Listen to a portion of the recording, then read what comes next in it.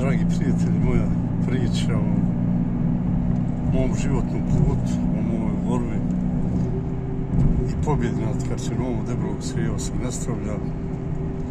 Ima ljudi koji vjeruju, koji me prate, preko 7.000 ljudi me prati, vjeruju ono što pričam i što sam napisao u knjizi Kako sam pobjedio rak.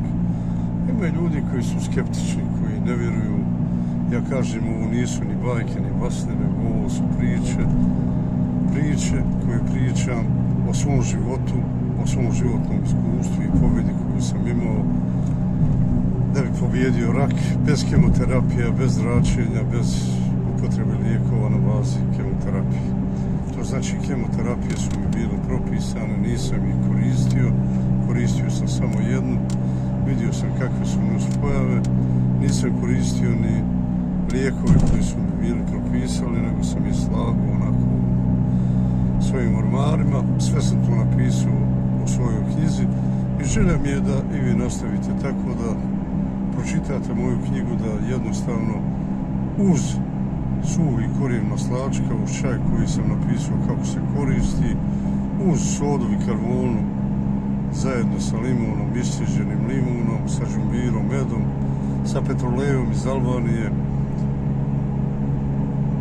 da jednostavno pobjedite rak koji je zločudan, koja je najgora bolest i većina vas mi se žalilo i žali na to, a ja sam prošao kroz sve to, da kemoterapije ubijaju. Ima ljudi i žena koji primaju po 30 i 40 kemoterapija i to je veliko zlo za sviju nas koji smo obolili i koji se borimo protiv toga.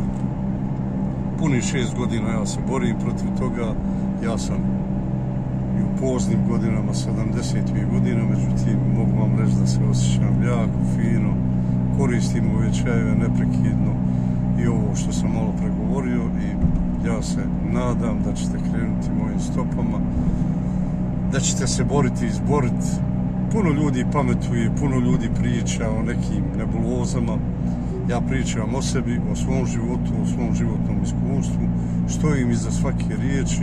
Puno ljudi me zna, puno ljudi mi vjeruje i ja samo na ovakav način želim da širim istinu, a osim toga i da širim jednu vrstu optimizma, da je svaka bolest, pa tako i bolest karcinom, odnosno rak, da je pobjediv i da jednostavno bez kemoterapija može se živjeti i može se uspjeti. Svi vas pozdravljam, želim vam puno zdravlja, sreće i uspjeha u budućnosti.